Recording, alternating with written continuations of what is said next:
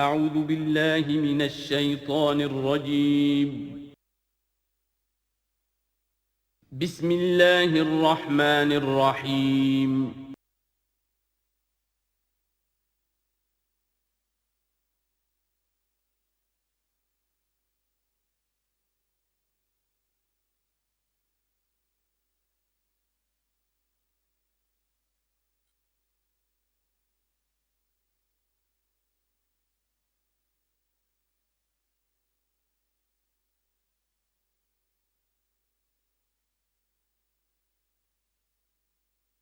والصلاة والسلام على عباده الذين اصطفى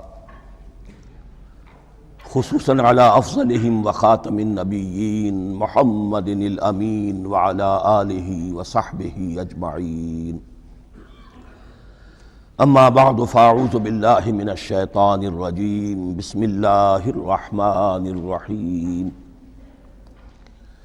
الحمد لله رب العالمين الرحمن الرحيم مالك يوم الدين إياك نعبد وإياك نستعين اهدنا الصراط المستقيم صراط الذين أنعمت عليهم غير المغضوب عليهم ولا الضالين آمين. رب اشرح لي صدري ويسر لي امري واحلل عقدة من لساني يفقهوا قولي. اللهم ربنا الهمنا رشدنا واعذنا من شرور انفسنا. اللهم ارنا الحق حقا وارزقنا اتباعه وارنا الباطل باطلا وارزقنا اجتنابه. اللهم ربنا يسر لنا امورنا كلها واتمم لنا بالخير وتقبل منا فإنك خير المتقبلين آمین یا رب العالمین. ابھی میں نے سورہ فاتحہ کی تلاوت کی ہے اور آپ نے سماعت فرمائی. یہ سورہ مبارکہ مصحف کے اعتبار سے تو پہلی صورت ہے ہی، سب کو معلوم ہے، لیکن یہ بھی نوٹ کر لیجئے کہ یہ نزول کے اعتبار سے بھی سب سے پہلی مکمل صورت جو حضور پر نازل ہوئی وہ یہی ہے. اس سے قبل متفرق آیات نازل ہوئیں، 5 آیتیں سورہ علق کے آغاز میں، کچھ آیتیں سورہ قلم یا سورہ نون کے آغاز میں، کچھ آیتیں سورہ مزمل کی ابتدا کی، کچھ آیتیں سورہ مدثر کے آغاز کی. 5ویں وحی تقریباً اس پر اجماع ہے کہ یہ سورۃ الفاتحہ کی ہے اور یہ مکمل سورت ہے جو حضور پر نازل ہوئی. سورۃ الفاتحہ کے معنی ہوئے افتتاحی سورت. فتح یفتح کے معنی ہے کھولنا، مفتاح کنجی کو کہتے ہیں، چابی کو. تو یہ اوپننگ سورہ آف دی قرآن، قرآن حکیم کی افتتاحی صورت. ویسے جیسا کہ میں تعارف قرآن کے ضمن میں عرض کر چکا ہوں، عربوں کا یہ مزاج تھا کہ جس چیز سے انہیں خصوصی محبت ہوتی تھی اس کے بہت سے نام رکھتے تھے. اس کے بھی بہت سے نام ہیں. سورۃ الفاتحہ سب سے عام ہے، لیکن الکافیہ، الشافیہ، ام القرآن، اساس القرآن، کم سے کم یہ 4 نام تو میں سمجھتا ہوں کہ ہر مسلمان کو مزید معلوم ہونے چاہیے، اور بھی بہت سے نام. اس سورہ مبارکہ کی بالاتفاق و بالاجماع 7 آیتیں ہیں، اگرچہ ان کی ترتیب میں کچھ اختلاف ہے. ایک رائے یہ ہے، اور یہ رائے امام شافعی کی بھی ہے اور بصرہ کے جو قراء تھے ان کی بھی ہے، کہ آیت بسم اللہ بھی سورہ فاتحہ میں شامل ہے، اس کا جز ہے. وہ اس کو شامل کر کے پھر 7 آیتیں بناتے ہیں. تو آخری جنہیں ہم 2 آیتیں سمجھتے ہیں، صراط الذین انعمت علیہم غیر المغضوب علیہم ولا الضالین، وہ ان کے نزدیک ایک آیت ہے. تو گویا کہ نتیجہ یہ نکلا کہ آیتوں کی تعداد 7 ہی رہتی ہے. امام ابو حنیفہ رحمۃ اللہ علیہ کا موقف اور کوفے کے جو قراء تھے ان کا بھی موقف یہ ہے کہ آیت بسم اللہ نہ سورہ فاتحہ کا جز ہے نہ کسی اور سورت کا جز ہے، سوائے ایک مقام پر جہاں حضرت سلیمان علیہ السلام کا خط جو ہے نقل ہوا ہے، جو انہوں نے ملکہ سبا کو لکھا تھا انہو من سلیمان و انہو بسم اللہ الرحمن الرحیم۔ تو قرآن کے متن میں صرف اسی جگہ پر یہ آیت شامل سمجھتے ہیں، باقی یہ صرف علامت کے طور پر کہ یہاں سے ایک نئی صورت شروع ہو رہی ہے درج کی گئی ہے۔ اس سورہ مبارکہ کو الصلاح قرار دیا گیا ایک حدیث میں، اس کا جو اسلوب ہے وہ دعا کا ہے، اور دعا کے ساتھ اس کی جو مناسبت ہے، اور پھر اسی کی وجہ سے ہماری نماز کا یہ جزو لا ینفک بنا دیا گیا۔ بلکہ ایک حدیث جو میں آپ کو سناؤں گا اس میں اسی کو نماز قرار دیا گیا، الصلاح یہی ہے۔ ویسے وہ حدیث مبارک موجود ہے، من لم یقرأ بفاتحۃ الکتاب لا صلاۃ لمن لم یقرأ بفاتحۃ الکتاب، جو شخص سورہ فاتحہ کی تلاوت نہیں کرتا اس کی کوئی نماز نہیں۔ اس کے حوالے سے بھی ہمارے ہاں دو مسلک ہیں، ذکر صرف اس لیے کر رہا ہوں کہ آپ کے علم میں ہو، ان میں کوئی بنیادی فرق نہیں ہے، کسی بھی ایک رائے کا انسان قائل اور حامل ہو سکتا ہے بغیر اس کے کہ دوسرے کو بالکل غلط قرار دے، بلکہ یہ کہ اس کے لیے بھی گنجائش اپنے ذہن میں اور اپنے دل میں رکھے۔ اور دوسری آیت یہ ہے کہ اس کا حصہ نہیں ہے، اسی اعتبار سے یہ کہ یہ سورہ مبارکہ نماز میں پڑھی جانی ضروری ہے، لا صلاۃ لمن لم یقرأ بفاتحۃ الکتاب۔ البتہ یہ اختلاف ہے، یہ بات جو میں ذکر کر رہا تھا جو ذہن سے نکل گئی، کہ آیا مقتدی جو ہے امام کے پیچھے کھڑا ہو کر جب نماز پڑھ رہا ہو تو کیا اس صورت میں بھی اس کے لیے لازم ہے کہ سورہ فاتحہ پڑھے؟ اس میں دو رائے ہو گئی، بلکہ تین۔ ایک رائے انتہائی ہے اور وہ فقہ حنفی کی طرف منسوب ہے کہ اگر آپ امام کے پیچھے مقتدی کی حیثیت سے نماز پڑھ رہے ہیں تو کسی بھی رکعت میں آپ سورہ فاتحہ نہیں پڑھیں گے۔ ایک دوسری بالکل برعکس رائے ہے، وہ امام شافعی رحمۃ اللہ علیہ کی ہے کہ ہر حالت میں چاہے امام جہری رکعت پڑھا رہا ہو جس میں وہ بلند آواز سے سورہ فاتحہ پڑھ رہا ہو، اور چاہے وہ سری رکعت ہو، ہر حالت میں مقتدی کو بھی پڑھنی ہے۔ ایک تیسری رائے بین بین ہے، وہ امام مالک کی ہے رحمۃ اللہ علیہ، کہ جو سری رکعت ہے جس میں کہ امام بھی خاموشی سے پڑھ رہا ہے مقتدیوں کو بھی پڑھنی چاہیے، جو جہری رکعت ہے جس میں کہ امام بلند آواز سے پڑھ رہا ہے اس میں مقتدیوں کو خاموش رہ کر پوری توجہ جو ہے سننے پر صرف کر دینی چاہیے۔ اذا قرئ القرآن فاستمعوا له وانصتوا، جب قرآن پڑھا جا رہا ہو تو پوری توجہ اس کے پڑھنے پر مرکوز کر دو اور خود خاموش رہو۔ میرے اپنی رائے میں یہ تیسری رائے سب سے زیادہ صائب ہے، اور اس میں کسی طرح کی بھی کوئی پیچیدگی پیدا نہیں ہوتی۔ بہرحال اس سورہ مبارکہ کا جو اسلوب ہے میں نے عرض کیا دعائیہ ہے، البتہ قرآن مجید کے علم اور حکمت کے اعتبار سے، اس کے فلسفے کے اعتبار سے ایک بات سمجھ لینی چاہیے۔ قرآن کا فلسفہ یہ ہے کہ بنیادی ہدایت ہر انسان کے دل میں موجود ہے، بالقوہ، پوٹینشلی۔ یہ جو قرآن مجید یا اللہ کی کتابیں نازل ہوتی ہیں یہ انہیں ایکٹیویٹ کرتی ہیں، وہ اندر کی جو ڈورمنٹ کانشسنس ہے، خابیدہ شعور جو ہے اسے بیدار کر کے، اور پھر یہ کہ اسے اجاگر کرتی ہیں۔ ہر سلیم الفطرت انسان اور سلیم العقل انسان، دو سلامتی شرط ہیں۔ سلیم الفطرت، نیچر پرورٹڈ نہ ہو، فطرت مسخ نہ ہو گئی ہو، عقل سلیم ہو، ان دونوں چیزوں کا نتیجہ یہ نکلتا ہے کہ وہ انسان از خود بغیر کسی وحی کی رہنمائی کے، بغیر کسی نبی کی تعلیم کے سے استفادہ کیے ہوئے از خود بھی کچھ حقائق تک پہنچ جاتا ہے۔ اور وہ حقائق کیا ہیں؟ نمبر ایک یہ کہ اس کائنات کا ایک خالق ہے اور وہ ایک ہے، اور وہ تمام صفات کمال سے متصف ہے۔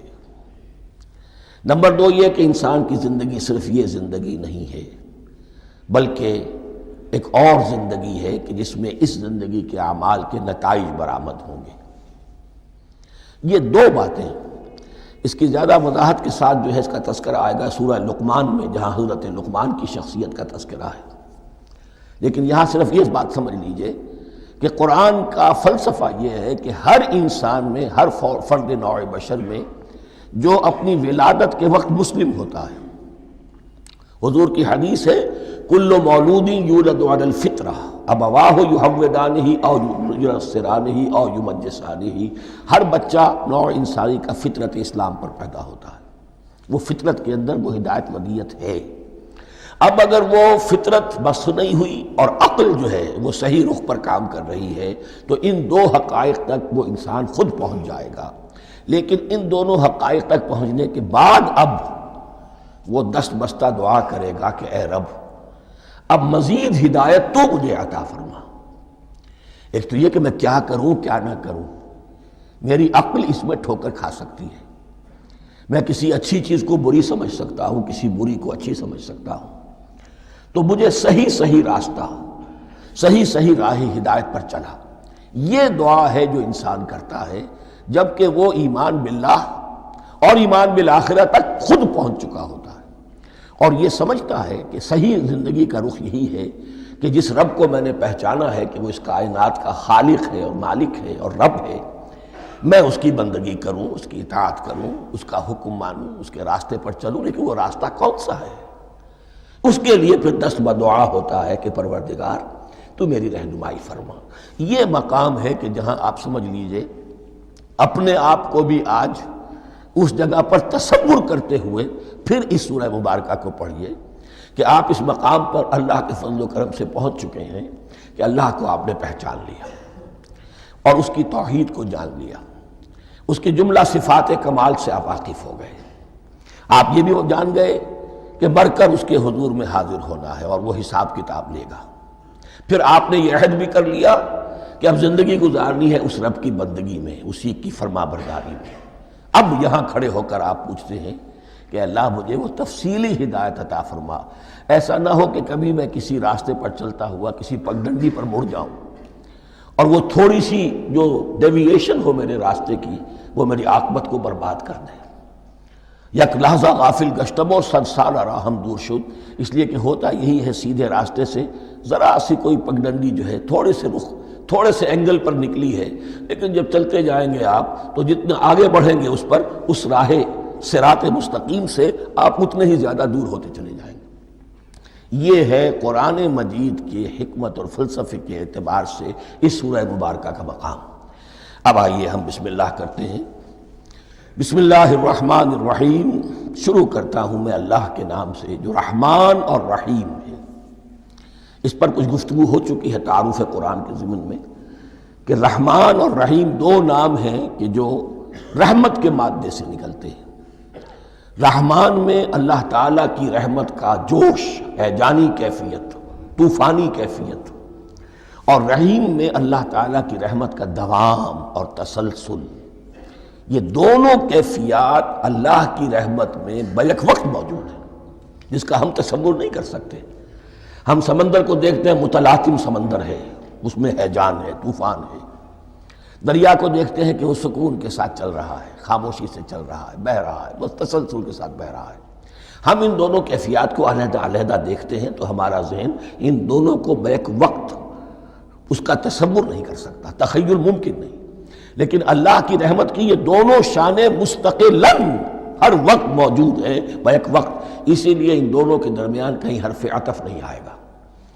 بسم اللہ الرحمن الرحیم، الحمدللہ رب العالمین، کل حمد، اور حمد کو ذہن میں رکھ لیجئے، حمد مساوی ہے تعریف جمع شکر۔ عام طور پر ترجموں میں ایک لفظ لایا جاتا ہے، کل تعریف اللہ کے لیے، یہ کافی نہیں ہے۔ تعریف آپ کسی شے کی کر سکتے ہیں جس میں کوئی حسن ہے، خوبی ہے، کسی بھی اعتبار سے، خواہ آپ کو اس کے حسن و خوبی سے کوئی فائدہ حاصل نہیں ہو رہا۔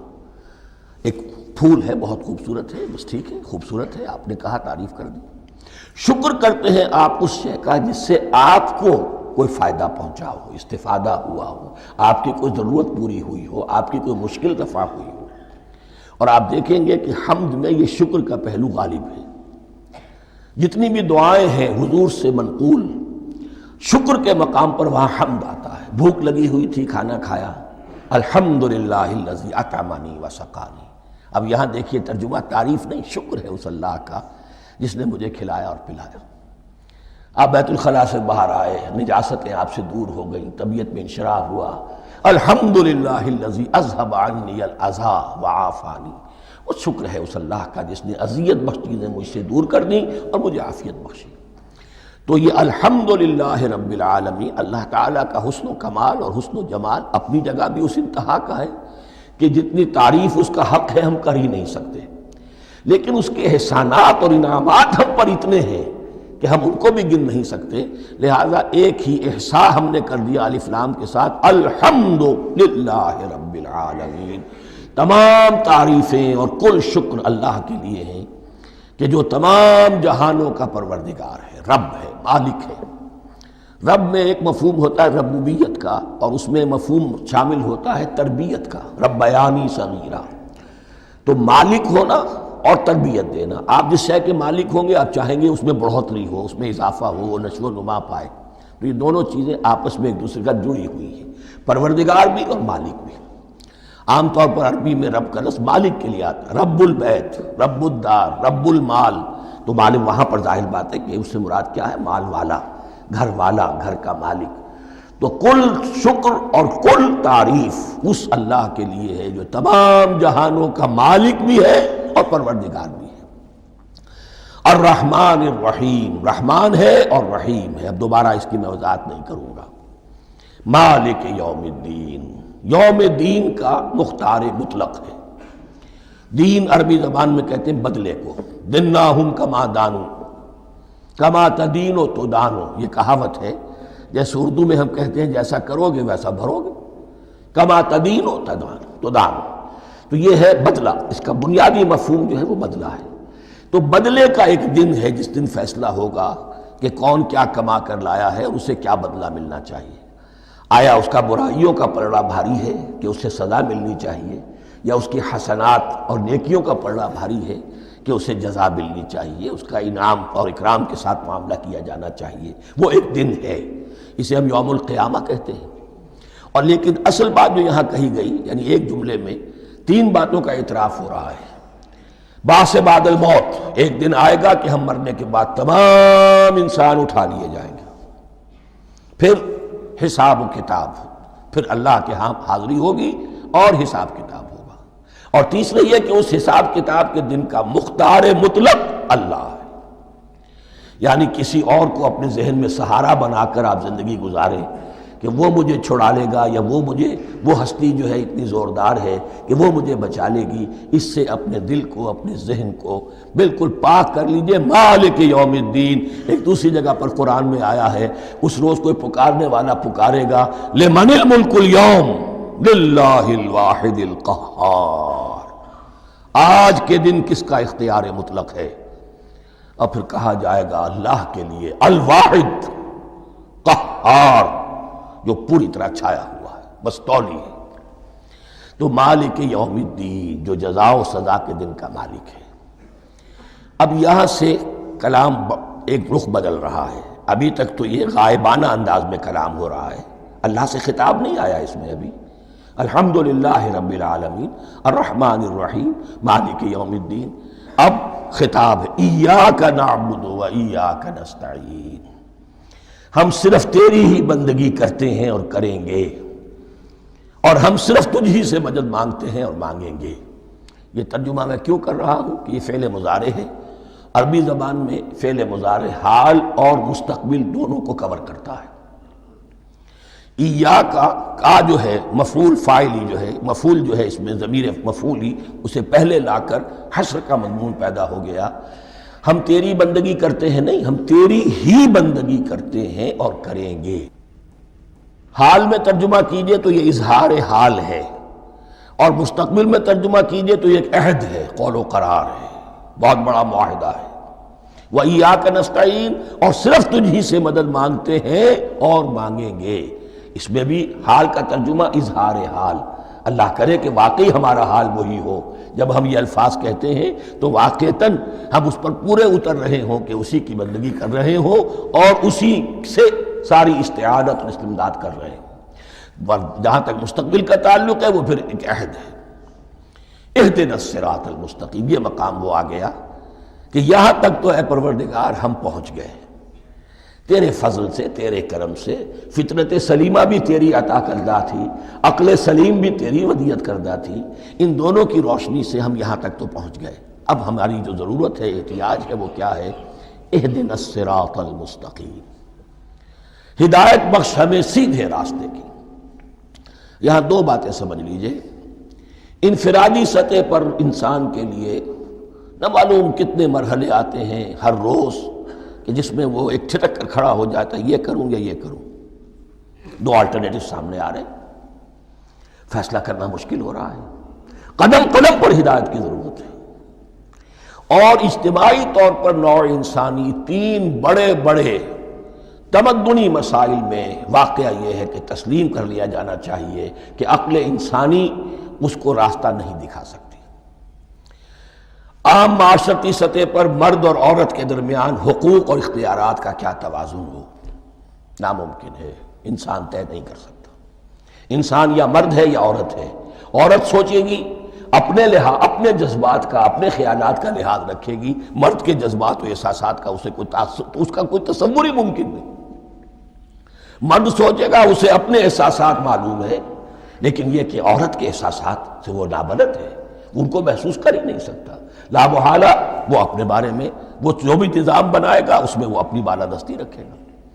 وہ تو ایک ہی ہستی ہو سکتی ہے کہ جو دونوں کی خالق ہے، مرد کی بھی عورت کی بھی، اور اس کو دونوں سے محبت ہے، دونوں کا خیر خواہ ہے، دونوں کا رب ہے، دونوں کو پروان چڑھانا چاہتا ہے۔ اسی طرح فرد اور معاشرہ یا ریاست، حکومت اور ریاست ہمیشہ یہ چاہتی ہے کہ سارے اختیارات ہمارے ہاتھ میں آ جائیں، ٹوٹلیٹیرین سوسائٹی ہو، بس ہم حکم دیں اور لوگ اس پر چلیں۔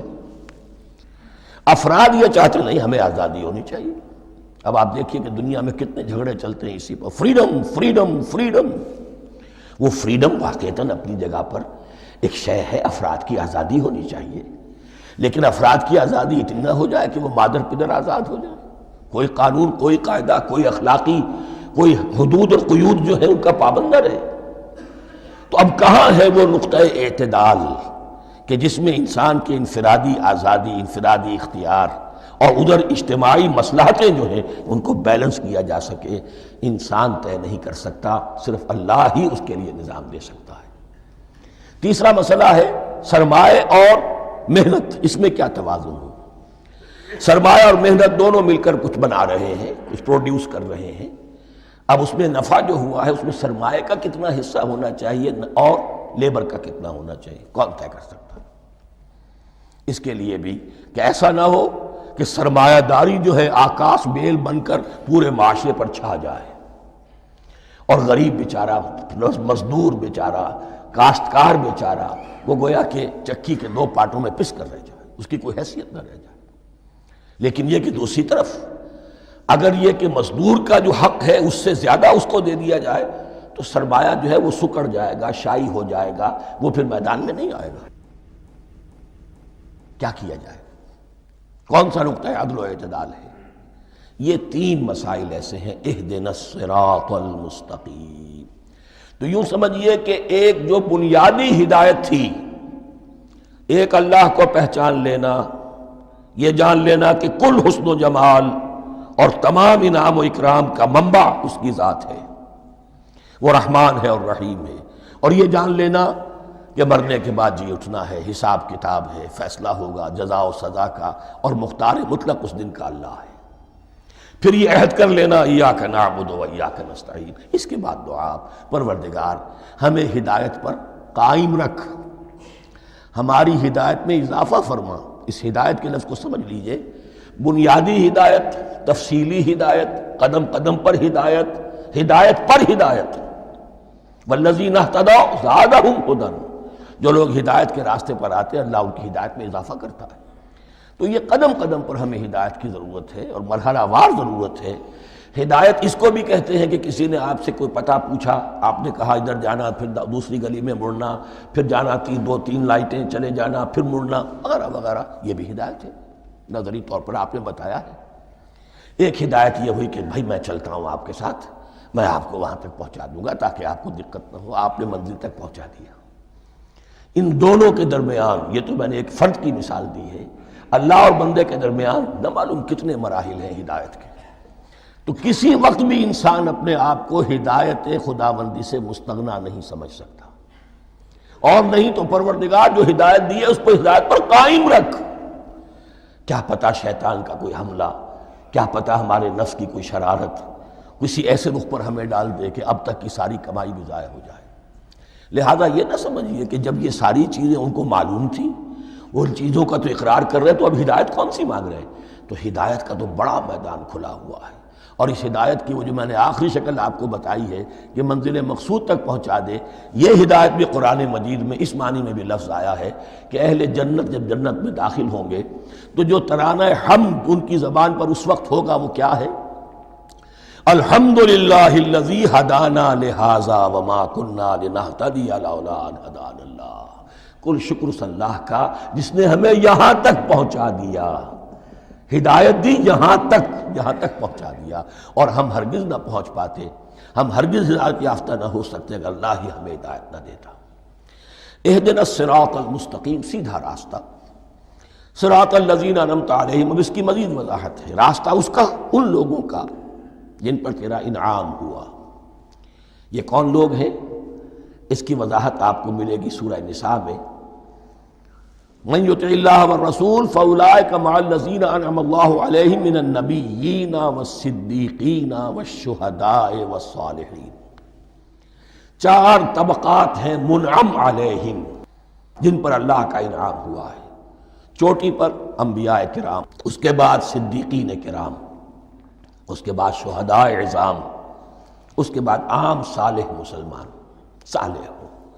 یہ بیس لائن ہے، اس سے اوپر کا درجہ شہداء کا ہے، اس سے اوپر کا درجہ صدیقین کا ہے، اور پھر اس سے اوپر کا درجہ انبیاء کا ہے۔ انبیاء میں سے پھر وہ بھی ہوتے ہیں کہ جو اولو العزم میں من الرسل ہیں، لیکن یہ 4 طبقات ہیں، ان کے راستے پر ہمیں چلا۔ غیر المغضوب علیہم ولا الضالین، جو مغضوب علیہم نہیں ہوئے، جن پر تیرا غضب نہیں ہوا، اور غضب ہوتا ہے ان پر کہ جو ہدایت کے واضح ہونے کے بعد ہدایت کو ترک کر دیں، وہ ہے مغضوب علیہم۔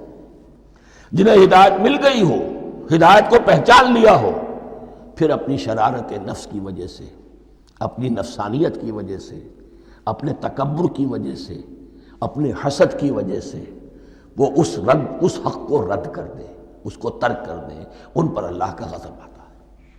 اور اس میں اس کی بہت بڑی مثال تاریخ کے اعتبار سے یہودی ہیں۔ اللہ نے انہیں ہدایت دی، کتابیں عطا کی، تورات، انجیل، زبور، سینکڑوں نبی ان میں مبعوث کیے، 1400 برس تک نبوت کا تار ٹوٹا ہی نہیں، مسلسل۔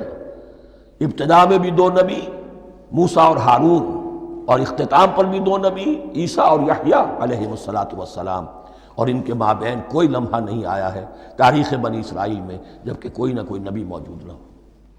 لیکن انہوں نے اپنی شرارت نفس کی وجہ سے ہدایت تورات سے بھی منہ موڑا، اور پھر سب سے بڑی بات یہ کہ ہدایت محمدی سے، ہدایت قرآنی سے بھی صلی اللہ علیہ وسلم منہ موڑا، وہ ہے مغضوب علیہم ولا الضالین، اور نہ ہی گمراہ ہوئے۔ یہ لفظ جو آتا ہے عربی زبان میں گمراہ کا بھی ہے اور تلاش حق میں بھٹکنے والے کا بھی ہے۔ ایک وہ شخص ہے جس پر حق ابھی واضح نہیں ہوا، وہ تلاش میں ہے، اس کے لیے بھی ضال کا لفظ آئے گا۔ اسی طرح کوئی شخص کسی کے عشق اور محبت میں ایسا ہو جائے، دیوانہ ہو جائے، اس کو بھی ضال کہتے ہیں، یعنی اس کے اوپر جذبات کا اتنا غلبہ ہو گیا ہے کسی کی محبت اور عشق کی بنا پر۔ تو حضور کے لیے یہ لفظ آیا ہے وَوَجَدَكَ ضَالًّا فَهَدَىٰ، اور یہ تو سورۃ الضحیٰ ہے، اکثر بیشتر لوگوں کو یاد ہوگی۔ تو یہ جو ضال کا لفظ ہے اس میں سمجھ لیجئے ضروری نہیں ہے کہ وہ گمراہ ہو، بلکہ وہ بھی کہ جو ابھی راہ ہدایت کی طلب میں، اس کے حصول کے لیے اس کی تلاش میں کوشاں ہیں، اور وہ بھی کہ جو کسی مغالطے کی وجہ سے حق سے منحرف ہو جائے۔ یہ بھی جان لیجئے کہ ایک ہے بدنیتی، تکبر، حسد، حق کو جان کر پہچان کر رد کر دینا یا چھوڑ دینا یا ترک کر دینا۔ ایک ہے کسی غلطی میں، کسی جذبات کے اندر آ کر، کسی غلو کے اندر مبتلا ہو کر اور حق سے منحرف ہو جانا۔ اس کی جو سب سے بڑی مثال ہے وہ نصارہ ہے، عیسائی ہے۔ حضرت مسیح کو انہوں نے مانا لیکن غلو کیا، یہ لفظ آئے گا آگے، لا تغلو فی دینکم، اپنے دین میں غلو نہ کرو۔ جیسے ہمارے ہاں بھی بعض لوگ ہیں جو حضور صلی اللہ علیہ وسلم کی تعریف میں، حضور صلی اللہ علیہ وسلم کے ساتھ اپنی محبت کے اظہار میں غلو کر جاتے ہیں۔ یہ انتہا درجے کو ہو گیا تھا حضرت مسیح علیہ السلام کے ماننے والوں میں، اور اس کی بنا پر انہوں نے تثلیث کا عقیدہ ایجاد کر لیا اور حضرت مسیح علیہ السلام کو اللہ کا بیٹا بنا دیا۔ تو اس کی سب سے بڑی مثال ضالین کی اس اعتبار سے کہ ہدایت پانے کے بعد کسی بدنیتی سے نہیں بلکہ کسی اچھے جذبے میں غلو کی وجہ سے، رسول سے محبت کرنا تو اچھا جذبہ ہے، لیکن یہ محبت بھی ایک حد میں رہنی چاہیے۔ غلو کرے گی تو ظاہر بات ہے کہ اس کے بعد وہ گمراہی کی طرف لے جائے گی۔ تو یہ ہے اس سورہ مبارکہ کا ترجمہ، اور اس کے بعد آخر میں آمین کہنا یہ مسنون بھی ہے، کہنا چاہیے۔ البتہ اختلاف یہاں بھی صرف اتنا ہے کہ نماز میں جب آپ امام کے ساتھ ہیں، وہ اگر جہری قرات کر رہا ہے تو آیا اس کے بعد آپ کو بھی بالجہر کہنا ہے آمین یا نہیں کہنا، یہ اختلاف ہے، ان میں کوئی فرق واقع نہیں ہوتا۔ یہ چیز متفق علیہ کہ کہنا ہے آمین، بلکہ یہ آمین تو یہودیوں میں ہے، یہ آمین جو ہے یہ عیسائیوں میں بھی ہے، ان کی بھی جو پریئرز لارڈس پریئر ہے اس کے بعد آمین، وہ آمین کہتے ہیں، وہ فرق وہ لفظ ایک ہی ہے، اس لیے کہ عبرانی زبان اور عربی زبان یا تو ہم یہ کہہ سکتے ہیں کہ دونوں بہنیں ہیں، کوئی ایک مشترک زبان تھی ان کی ماں جس کی یہ دو بیٹیاں ہیں، اور یا یہ کہنا پڑے گا کہ عربی زبان کی ماں جو ہے وہ عبرانی زبان ہے۔ بہرحال بڑا قریبی رشتہ عربی کا اور عبرانی کا ہے، اس اعتبار سے وہ آمین۔ اب آپ کو معلوم ہے ہم السلام علیکم وہ کہتے ہیں، وہ سلام کہتے ہیں، فرق کیا ہے؟ وہ تو تلفظ کا فرق ہے۔ اسی طریقے سے اور بہت سے الفاظ ہیں، میں بعد میں بتا۔ اب میں اس سورہ مبارکہ کے بارے میں خاص حدیث آپ کو سنانا چاہتا ہوں، اور اسی سے در حقیقت جو امام ابو حنیفہ کا موقف ہے رحمۃ اللہ علیہ، اس کی حقانیت مزید مبرہن ہو جائے گی۔ یعنی کیا کہ آیت بسم اللہ سورہ فاتحہ کا جز نہیں ہے، سورہ فاتحہ الحمدللہ رب العالمین سے شروع ہوتی ہے۔ وہ میں آپ کو بتانا بھول گیا کہ جن کے نزدیک یہ سورت کا جز ہے وہ پھر جہری قرات میں بسم اللہ الرحمن بھی بلند آواز سے کہیں گے، اور جن کے نزدیک یہ سورہ فاتحہ کا جز نہیں ہے وہ نہیں کہیں گے، وہ الحمدللہ رب العالمین سے قرات کریں گے۔ تو کوئی فرق نہیں ہے بنیادی۔ یہ حدیث جو ہے یہ مسلم شریف میں ہے اور حدیث قدسی ہے، اس کے راوی حضرت ابو ہریرہ ہیں رضی اللہ تعالی عنہ، اور اس حدیث نے اس سورت کے مضامین کا نہایت عمدہ تجزیہ کر دیا ہے۔ حدیث کے الفاظ سن لیجئے، قسمت الصلاۃ بینی و بین عبدی نصفین۔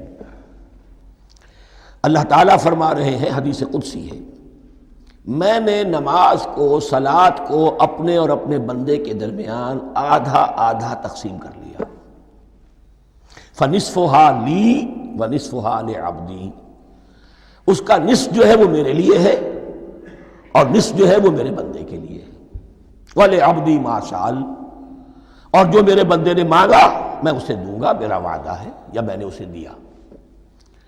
اس کے بعد اس کی تفصیل آتی ہے، اذا قال العبد، جب بندہ کہتا ہے الحمدللہ رب العالمین، قال اللہ حمدنی عبدی، جب بندہ کہتا ہے الحمدللہ رب العالمین، اللہ فرماتا ہے میرے بندے نے میری حمد کی۔ وَإِذَا قَالَ الرَّحْمَنِ الرَّحِيمِ قَالَ اللَّهُ اثْنَى عَلَيَّ عَبْدِي، جب بندہ کہتا ہے الرحمن الرحیم، اللہ فرماتا ہے میرے بندے نے میری ثنا کی۔ وَإِذَا قَالَ مَالِكِ يَوْمِ الدِّينِ قَالَ اللَّهُ تَعَالَى مَجَّدَنِي عَبْدِي، میرے بندے نے میری تمجید بیان کی، میری بزرگی بیان کی۔ اب یہ تین آیتیں ہو گئیں، تینوں میں اللہ کی حمد ہے، ثنا ہے، تمجید ہے، یہ تین آیتیں خالص اللہ کے لیے ہو گئیں۔ اب چوتھی آیت آئی، ایاک نعبد و ایاک نستعین، اس کے بارے میں جب بندہ کہتا ہے اذا قال العبد ایاک نعبد و ایاک نستعین، قال اللہ تعالی ھذا ما بینی و بین عبدی ولعبدی ما سأل، یہ میرے اور میرے بندے کے درمیان ہے۔ یہ تو یوں سمجھیے کہ یہ گرہ لگ گئی ہے میرے اور میرے بندے کے مابین، اس نے مجھ سے قول و قرار کیا ہے، اس نے میری بندگی کا اعتراف کیا ہے، اس نے تسلیم کیا ہے کہ میری ہی بندگی کرتا ہے اور کرے گا، اور مجھ سے مدد چاہیے ہے۔ ھذا ما بینی و بین عبدی، یہ معاہدہ ہے، معاہدہ دو فریقوں کے مابین ہوتا، یہ میرے اور میرے بندے کے مابین ہے۔ وَلِ عَبْدِي مَا سَأَلَ، اور میں نے اپنے بندے کو دیا جو اس نے مانگا، وہ میری مدد چاہتا ہے، میری مدد اس کے شامل حال رہے گی۔ فَإِذَا قَالَ، اور جب بندہ کہتا ہے اهْدِنَا الصِّرَاطَ الْمُسْتَقِيمَ صِرَاطَ الَّذِينَ أَنْعَمْتَ عَلَيْهِمْ غَيْرِ الْمَغْضُوبِ عَلَيْهِمْ وَلَا الضَّالِّينَ قال اللہ تعالی هَذَا لِعَبْدِي وَلِعَبْدِي مَا سَأَلَ، یہ تین آیتیں یہ میرے بندے کے لیے، اهْدِنَا الصِّرَاطَ الْمُسْتَقِيم اسی صراط مستقیم کی وضاحت ہے مثبت، صراط الذین انعمت علیہم اسی صراط المستقیم کی وضاحت ہے منفی انداز میں، غیر المغضوب علیہم ولا الضالین، یہ سب میرے بندے کے لیے ہے اور میں نے اپنے بندے کو دیا جو اس نے مانگا۔ اس کو میں نے ایک مرتبہ یہ ترازو کی شکل میں اس کو لکھوایا تھا۔ دیکھیے یہ ایاک نعبد و ایاک نستعین، یہ ہے وہ ترازی کی وہ ڈنڈی، واو جو ہے ایاک نعبد و ایاک نستعین، واو جو ہے گویا کہ وہ مٹھ ہے جس سے کہ ترازو کو پکڑا جاتا ہے۔ ادھر ایک پلڑا ہے جس کی تین آیتیں ہیں، الحمدللہ رب العالمین الرحمن الرحیم مالک یوم الدین۔ اس کا نتیجہ کیا نکلا؟ ایاک نعبد۔ آپ نے شاید یہ سنا بھی ہو، ایک بہت ہی عمدہ قرات کا جو ریکارڈ ہے قاری عبدالباسط عبدالصمد کا، وہ یہیں سے چل کر سورہ فاتحہ کی قرات کر کے ایاک نعبد پر آ کر رکتا ہے، الحمدللہ رب العالمین الرحمن الرحیم مالک یوم الدین ایاک نعبد۔ گویا کہ یہاں یہ صورت بالکل ہاف ہو گئی ہے، تین آیتوں میں اللہ کی حمد ہے، ثنا ہے، تمجید ہے، جس کا نتیجہ ہم تیری ہی بندگی کرتے ہیں، تیری ہی اطاعت کریں گے۔ لیکن اب اس کے بعد سوال ایاک نستعین، اسی کی جو استعانت کیا درکار ہے ہمیں؟ ہدایت۔ ہدایت سب سے بڑی استعانت ہے، ہدایت ہی تو سب سے بڑی مدد ہے۔ اهدنا الصراط المستقیم صراط الذین انعمت علیہم غیر المغضوب علیہم ولا الضالین، یہ ایاک نستعین کے حق کے ساتھ یہ تین آیتیں آ گئیں، اهدنا الصراط المستقیم صراط الذین انعمت علیہم غیر المغضوب علیہم ولا الضالین، قسمت الصلاة بینی و بین عبدی نصفین فنصفها لی ونصفها لعبدی وَلِعَبْدِي مَا سَأَلَ۔ اللہ تعالیٰ اس سورہ فاتحہ کا جو اصل مفہوم ہے وہ بھی ہمارے ذہنوں پر، ہمارے شعور کی سطح پر اسے اجاگر کیے رکھے، ہمیں توفیق دے کہ جب بھی پڑھیں، جب بھی سنیں تو وہ کیفیت اگر ہو جائے، اس لیے کہ ایک حدیث ہے کہ الصلاۃ معراج المومنین، نماز تو اہل ایمان کے حق میں معراج کے درجے میں ہے۔ اس حوالے سے ہم یہ سمجھ سکتے ہیں کہ کوئی وقت ایسا آ سکتا ہے کہ انسان کو واقعتاً، روح انسانی واقعتاً اللہ کے یہ جواب سنے، انہونی بات نہیں ہے، یہ ہوتا ہے خطاب آخر، اٹھتا ہے حجاب آخر، کرتے ہیں خطاب آخر، یہ تو ہوتا ہے مخاطبہ الہی، یہ تو میں نے عرض کیا کہ ثابت ہے، مخاطبہ، محادث اور تحدیث اللہ بندوں سے کلام کرتا ہے۔ اب آئیے بسم اللہ الرحمن الرحیم، اب یہ سورہ بقرہ شروع ہو رہی ہے۔ سورۃ البقرہ جو 286 آیات پر مشتمل ہے، تقریباً 2.5 پاروں پر پھیلی ہوئی ہے۔ ہر شخص جانتا ہے کہ یہ قرآن حکیم کی حجم کے اعتبار سے سب سے بڑی سورت ہے، لیکن یہ معاملہ صرف حجم کا نہیں ہے، نبی اکرم صلی اللہ علیہ وسلم نے اسے سنام القرآن قرار دیا ہے۔ آپ نے فرمایا لِكُلِّ شَيْءٍ سَنَامٌ، ہر چیز کی ایک چوٹی ہوتی ہے، جیسے اونٹ کا کوہان ہوتا ہے۔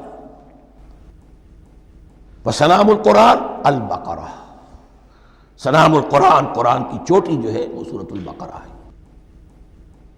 یہ نوٹ کر لیجئے جو میں نے کل آپ کو جو مختلف مکی اور مدنی صورتوں کے گروپوں کے بارے میں بتایا تھا کہ یہاں سے اب پہلی منزل بھی شروع ہو رہی ہے اور پہلا گروپ بھی شروع ہو رہا ہے، اور اس کے ساتھ جو اگلی صورت آئے گی وہ اس کا جوڑا ہے، سورہ آل عمران، جس کی سب سے نمایاں علامت یہ نوٹ کیجئے، یہ بھی الف لام میم سے شروع ہوئی، اگلی بھی الف لام میم سے شروع ہوگی۔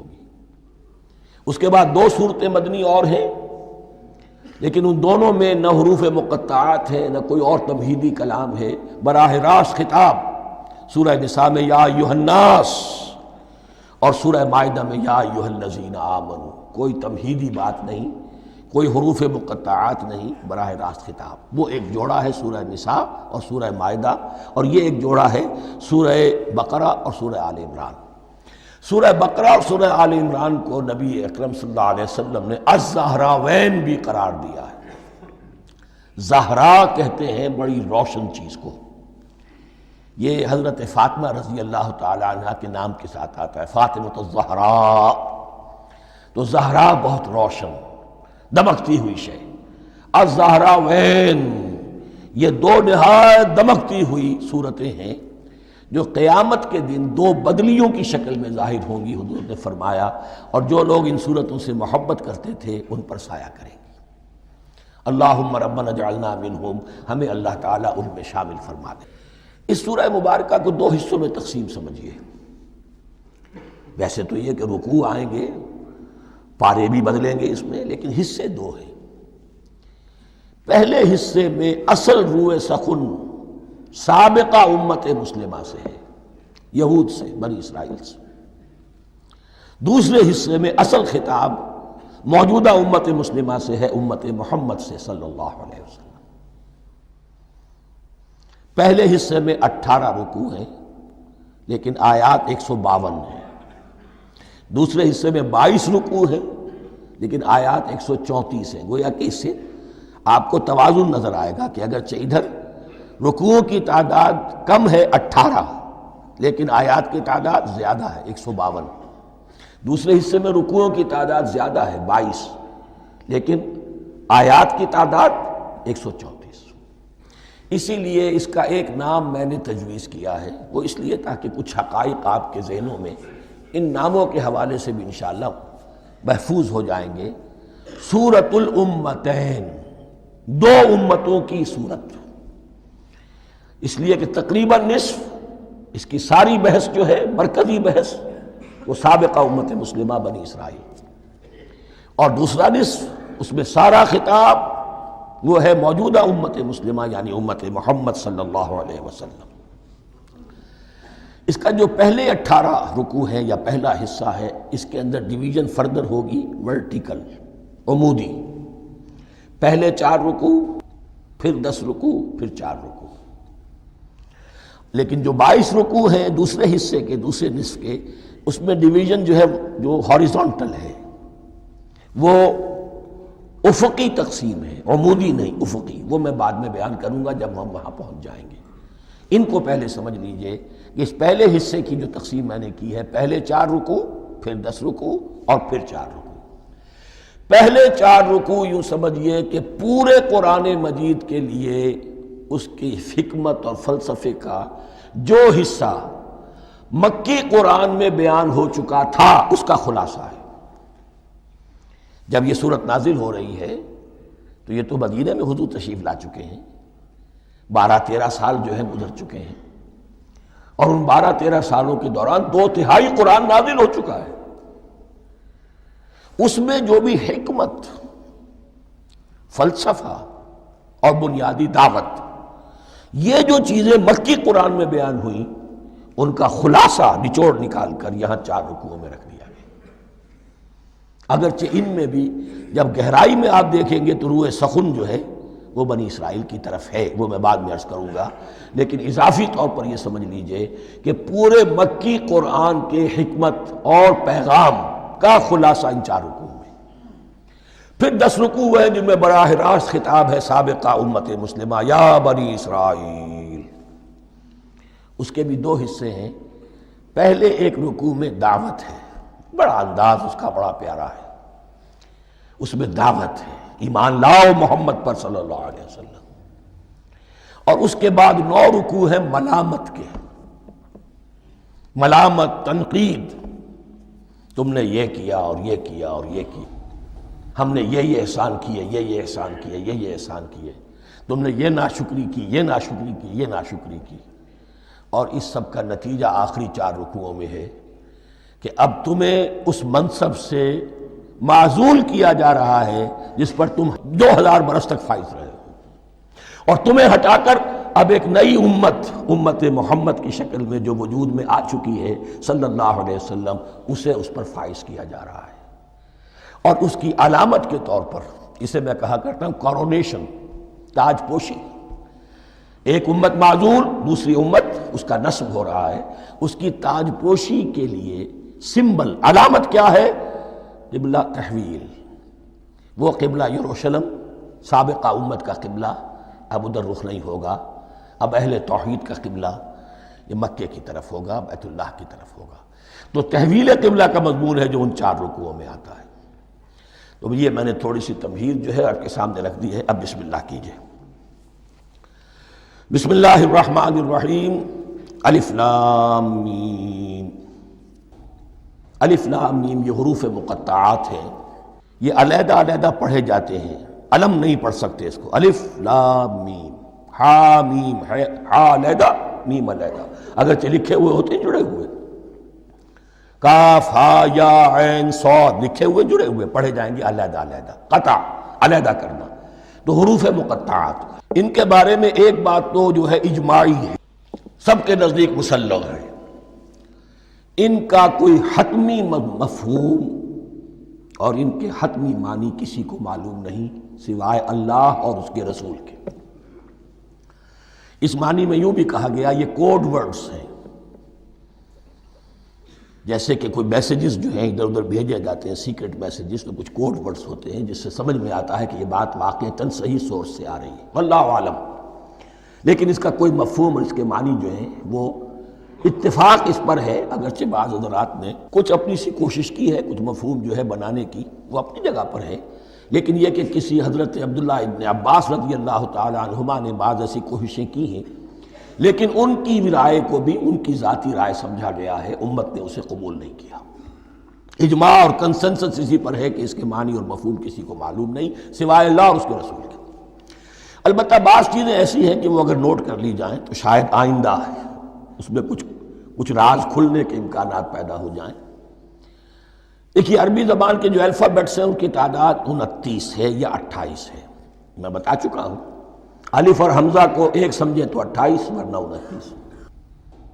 پہلی بات یہ نوٹ کیجئے قرآن حکیم کی 114 سورتوں میں سے 29 سورتوں میں ان کے شروع میں یہ حروف مقطعات آئے ہیں۔ دوسری بات یہ کہ اس میں 28 کا نصف کیجئے تو 14 استعمال ہوئے، 14 نہیں استعمال ہوئے، بالکل آدھی تعداد استعمال ہوئی ہے۔ تیسرے یہ کہ جو شروع اور آخر اور درمیان 3 حصوں میں تقسیم کر دیجئے آپ، 9 9 9 پلواڑی 27، ایک طرف 10 رہ جائیں گی۔ پہلے حصے میں سے بہت کم حروف لیے گئے، بہت کم، آخری حصے کے تقریباً تمام حروف ہیں تقریباً۔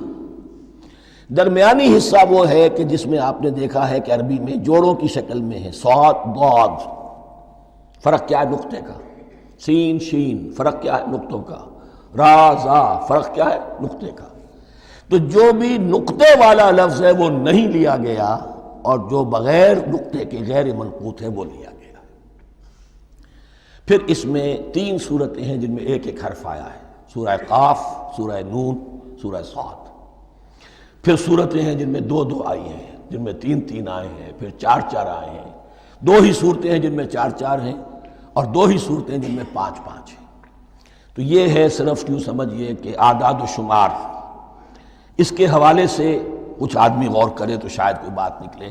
باقی وہ مثال میں آپ کو بتا دیتا ہوں کہ حضرت عبداللہ ابن عباس نے ایک رائے ظاہر کی کہ الف لام میم در حقیقت ایک جملے کا خلاصہ ہے، انا اللہ اعلم۔ پہلا لفظ ہے انا، اس کا الف لے لیا، درمیانی لفظ ہے اللہ، اس کا درمیانی لام لے لیا، تیسرا لفظ ہے اعلم، یہ آخری لفظ ہے، آخری حرف میم لے لیا، انا اللہ اعلم، میں اللہ جانتا ہوں، واللہ اعلم، واقعتاً اللہ ہی جانتا ہے۔ یہ حضرت عبداللہ ابن عباس کی رائے ہے، لیکن اگرچہ انہیں حبر الامت مانا گیا ہے، لیکن یہ کہ ان کی اس رائے کو بھی اکثر و بیشتر مفسرین نے قبول نہیں کیا۔ اب جو پہلے 2 رکوع ہیں اس سورہ بقرہ کے، ان کے بارے میں تعویل عام اور تعویل خاص کا ایک بڑا بنیادی فرق ہے جو نوٹ کر لینا چاہیے۔ جس وقت یہ صورت نازل ہو رہی ہے، میں عرض کر چکا ہوں کہ 12 سال ہو چکے تھے حضور کو اپنا فریضہ نبوت و رسالت ادا کرتے ہوئے۔ ایک جماعت اچھی بھلی تیار ہو چکی تھی جنہوں نے حضور کی دعوت پر لبیک کہا، ایمان لائے اور آپ کی تعلیمات پر عمل کیا۔ وہ ایک گروہ موجود تھا، یہ ابو بکر ہے، یہ عمر ہے، یہ عثمان ہے، یہ طلحہ ہے، یہ زبیر ہے، یہ عبد الرحمن ابن عوف ہے، یہ مصعب بن عمیر ہے، دیکھ لو۔ اور ایک گروہ وہ تھا کہ جو حق کو جان کر پہچان کر محض اپنی ضد اور ہٹ درمی کی باعث وہ کفر پر اڑ گیا تھا۔ اور اب ایک تیسرا گروہ پیدا ہو رہا تھا مدینے میں آ کر، وہ ابھی ایمبریونک سٹیج میں ہے، کہ جو داعی ہے، مدعی ہے کہ ہم مانتے ہیں لیکن حقیقت میں نہیں مانتے۔ یہ تین قسم کے گروہ دنیا میں ہمیشہ پائے جائیں گے، ہمیشہ۔ اب اس کو لا رہا ہوں تعویل عام کی طرف۔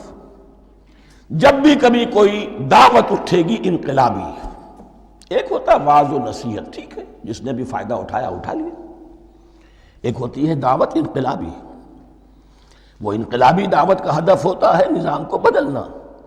نظام بدلتا ہے تو ظاہر بات ہے کہ جو لوگ اس نظام میں جن کے ویسٹڈ انٹرسٹ ہیں اور جن کو پریولیجز حاصل ہیں، جن کے مفادات ہیں، وہ تو لازماً اپنے نظام کا تحفظ کریں گے۔ ٹکراؤ ہوگا، تصادم ہوگا، تصادم میں جانی نقصان بھی ہوگا، مالی نقصان بھی ہوگا۔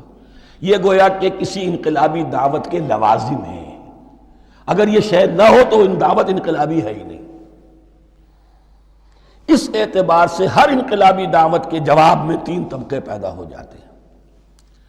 ایک وہ کہ جو اس دعوت کو قبول کرتے ہیں دیانت کے ساتھ، خلوص کے ساتھ، اخلاص کے ساتھ، اور پھر پوری جواں مردی کا ثبوت دیتے ہیں، ہر چہ بعد آباد، اب جو آئے سو آئے، جان دینی پڑے حاضر ہیں، مال دینا پڑے حاضر ہیں، کوئی تکلیف آئے، کوئی مشقت آئے، کوئی مصیبت آئے، کوئی قربانی کرے، حاضر۔ جب پکارا گیا، واپس نہیں پھیرا کوئی فرمان جنوں کا، اور تنہا نہیں لوٹی کبھی آواز جرس کی۔ خیریت جاں راحت تن صحت داماں، سب بھول گئیں مصلحتیں اہل ہوس کی۔ ایک وہ لوگ ہوتے ہیں، ایک وہ لوگ ہوتے ہیں کہ جو اڑ جاتے ہیں ضد پر، ہٹ درمی پر، ماننے کے باوجود، جاننے کے باوجود کہ بات تو ٹھیک ہے جو کہہ رہے ہیں، کیسے مان لیں؟ ہماری سیادت، ہماری چودراہٹ، ہمارے مفادات، ہمارے یہ ساری چیزیں، ان سب کے اوپر زد پڑ رہی ہے۔ یہ لوگ اڑ جاتے ہیں، اور پھر کوئی دعوت، کوئی نصیحت، کوئی مزید افہام و تفہیم ان کے حق میں مفید نہیں ہوتی۔ اس لیے کہ صحیح بات ہے جو کہتے ہیں کہ سوتے کو تو جگایا جا سکتا ہے، جاگتے کو کیسے جگائیں؟ کوئی سویا ہوا ہے تو آپ اسے جگا دیں گے، جو جاگا ہوا ہے لیکن وہ بنا ہوا ہے، وہ اٹھنے کو تیار ہی نہیں ہے، تو آپ کیسے اٹھا دیں گے اس کو؟ تو جو لوگ جان بوجھ کر حق کو پہچان کر رد کر دیتے ہیں، پھر ان کے حق میں کوئی دعوت، کوئی نصیحت، کوئی تبلیغ، کوئی انذار، کوئی تبشیر مفید نہیں ہوتی۔ تیسرا درجہ ایسے لوگوں کا ہوتا ہے جو یا تو شروع میں آتے ہی شرارت کے ارادے سے، کوئی مصلحت ہے جس کی وجہ سے اس دعوت کو قبول کر لیا، کوئی ذاتی منفعت ہے جس کے لیے قبول کر لیا، یا یہ کہ شروع میں تو اخلاص کے ساتھ آتے ہیں لیکن جب قربانی دینے کا وقت آتا ہے تو ان کے اندر سیرت و کردار کی وہ مضبوطی نہیں ہوتی کہ ہر چہ بعد آباد، یہ نہیں ہوتی۔ وہ پھر ڈگمگاتے رہتے ہیں، کبھی کچھ چلے پھر کہیں ٹھٹک کر رہ گئے، پھر کہیں کچھ چلے پھر ٹھٹک کر رہ گئے۔ یہ تیسرا طبقہ ہے کہ جو کہتا ہے، دعوی مدعی ہے کہ ہم نے مانا ہے، قبول کیا ہے، بات ٹھیک ہے، کچھ تھوڑا بہت چلتے بھی ہیں، لیکن جہاں مشکل آئی ٹھٹک کر کھڑے ہو گئے، اوندھے منہ گر پڑے۔ یہ تیسرا طبقہ ہے۔ اس کے لیے لفظ ہمارے ہاں منافقین بھی ہے، لیکن اس رکوع میں آ کر، ابھی ان 4 رکوعوں میں نہیں بلکہ سورہ بقرہ میں مکمل میں بھی کہیں نفاق کا لفظ نہیں آیا ہے، اس لیے کہ اسے مرض سے تعبیر کیا گیا۔ یہ مرض ہے ایک، اور اس مرض کے ذریعے سے لوگوں کے اندر جو ہے وہ ایک نفاق کا بیج پڑ رہا ہے، جو ظاہر ہوگا تو منافقت پوری کی پوری کھل کر سامنے آ جائے گی۔ روگ ہے انسانی شخصیت کا، اس حوالے سے وہ تیسری، اور یہ چونکہ اہم ترین حصہ تھا، اور یہ مرض اب شروع ہو رہا تھا، مدینے میں، مکے میں نہیں تھا، لہذا زیادہ تفصیل سے اس کے بارے میں گفتگو ہوئی۔ اب ان 2 رکنوں کا سلسلے وار مطالعہ انشاءاللہ اس دوسری نشست میں کریں گے۔